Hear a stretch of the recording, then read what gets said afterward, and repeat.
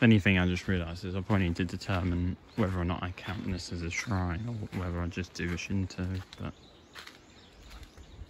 I mean, it would be a shame not to count this, and there are similarities, so I don't want to exclude Buddhism really.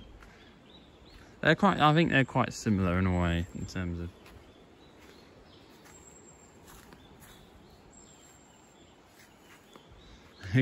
I'd have to change the rule because there wasn't a torii gate really to get into this one, although there was a gateway and this is one at the top, but got that bamboo.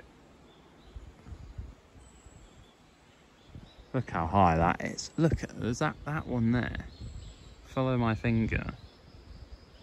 I can't even see the top of it. Crazy.